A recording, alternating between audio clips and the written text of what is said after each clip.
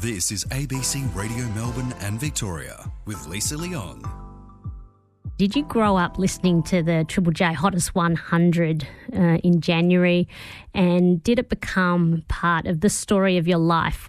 Because what we're going to do right now is we're going to compare and contrast Triple J's Top 100 from 2025, which was announced last weekend, with the Top 100 from 1995. Samara Marzola is Sunday's resident music expert. Good morning, Samara. Hello, Lisa. So we heard that Chapel Roan took out the 2025 Triple J Hottest 100. Who is Chapel Roan, you might ask?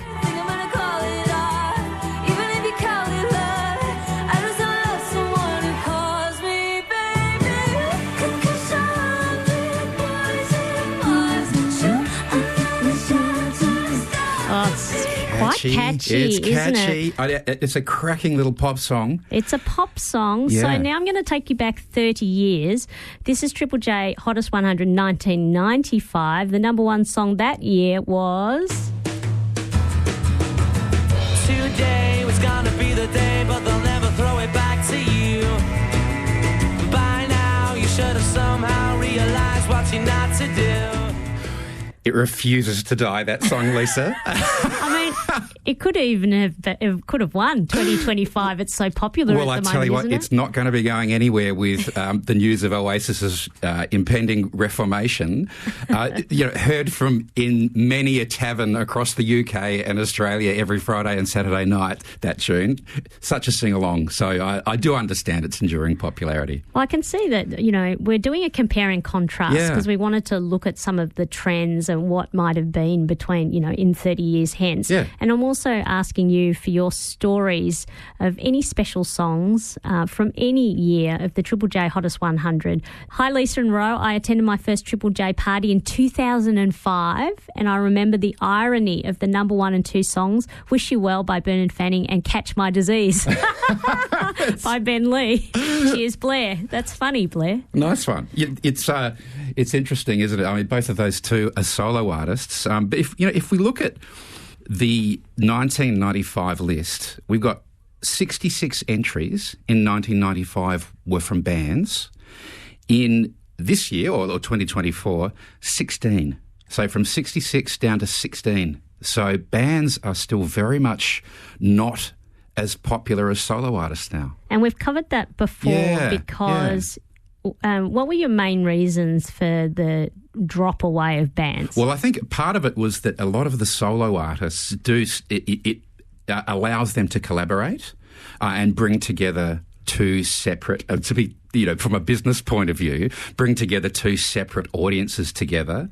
It could just be a general trend within the industry, but also solo artists, they don't have to share the whole marketing with the rest of the band. It can be very much about them, and it probably gives them a little bit more scope around tailoring, what their message is a little bit more to an audience.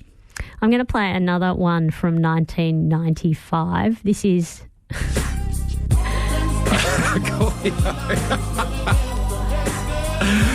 All right. Do we have anything like that in the 2025 Triple J? Well, I mean, it depends what you want to compare it to. I mean, there's plenty of hip hop, and that's actually been one of the trends from 95 to now, is that rock is very much on the outer, but hip hop makes quite a dominant presence within the countdown. I had another look at the 1995, and it was really grungy and it was really rocky. Yeah. Yeah, and it made me giddy when I was reading it. I was enjoying it so much, I've got to say. Were you sad that it had changed?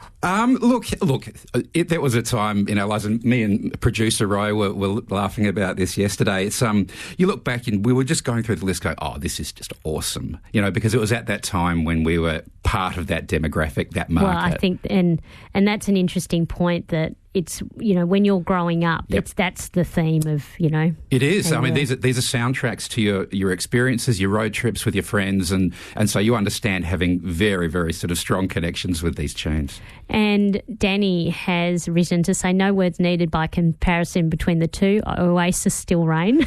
Yeah. Yeah. Thanks, Danny. Thanks for sharing your thoughts there. It's interesting when you look at like the amount of Australian acts, because the Hottest 100 is something that's very, very associated with, obviously it's Triple J's countdown. In 1995, we had 30 Australian songs in the Hottest 100. This year, or last year, we had 29, so that was very similar in terms of representation. But the thing is, in 1999, just 4 years after the 1995 one, we had 52 Australian songs in the Hottest 100.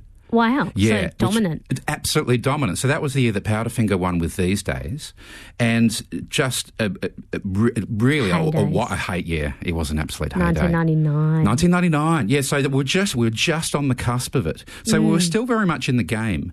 So I hope that we can get to that again, Lisa. You know, the heyday of Australian music. It's sort of brings up what people think, and I'd love people to text in and let us know what their thoughts on this are, as whether the hottest 100 should represent, be a sort of springboard for Australian music and be a way to get Australian music in front of people, in front of their eyes and in their ears, or whether it should just be a representation of what's big with the youth demographic, you know, and just be just a clear representation of that. It's an interesting question. I'd love to get people's take on it. Darcy called in, couldn't stay on the line though, but thinks that the lack of bands is a lack of venues and how hard the live scene has become. Yep. Samara? Yep. I would definitely agree with that. Yeah. Yeah. It's maybe we're not the... Oh, God, I want to sort of choose my words carefully here, Lisa. Maybe we're not sort of the live music sort of mecca that we once were. It's something that we have to sort of try and get out there and support bands in pubs and venues. We've got a joke here on the text line. Oasis, Still Rain. Surely a mirage. Boom, boom. Oasis. Okay. Rain. Oh, got it. There you go. Do you get that? Yeah. No, it initially went over my head, but you have to explain things. Got you to there me. in the end. You know, it's interesting. One other thing I noticed, which was What did you notice? really, really interesting, is that in 1995, the most entries into the actual chart that a singular artist or a band had was 3. So but you look into last year, that number was 8. Oh, I see. So one artist having multiple entries. Yeah. And it's gone to 8. It's gone to 8, and is that normal? Oh well, Nowadays, it seems to be. And the thing is, so those two artists currently were Charlie XCX and Billie Eilish. Now, I was sort of trying to think of why that would be, because that is a huge increase. And I thought, well, these artists, those two in particular, their fans are really, really rabid and really, really into those artists, and that may translate to as many votes as possible, you know, getting into the line at Triple J and actually putting votes down. Because it brings up back in the day, I think it was 2015, where there was the campaign around Taylor Swift being able to enter the Hottest 100. and I think there was a bit of a pushback, and it actually did bring and the Wiggles. Remember when the Wiggles got in as well? That was big too. So I guess there's like the campaigning. Yeah, for who is able to be in there. Yeah. And you mentioned Billie Eilish. This was from 2025. Birds of a feather, we should stick together. I know I said I'd never think I wasn't better alone. That's Billie Eilish, Birds of a Feather. Yeah. Where's the rock and roll, Lisa? Yeah, let's look into that, because we've also got this one, which was at number 2. So this is from 2025 as well. Yeah. Yeah. Does that sound familiar? Yes. That's Royal Lotus. Yeah, but it's Murder on the Dance Floor. So that's the thing about at the top 5 of last year, is that we've got Royal Otis with the cover of Murder on the Dance Floor. Yeah, Sophie Ellis-Bextor. Yes. But that's the only Australian entry in the top 5, and maybe not an Australian composition. So Yeah, it's an interesting one. The thing is, just going back to that 8 entries thing, I was trying to work out exactly why that would be as well.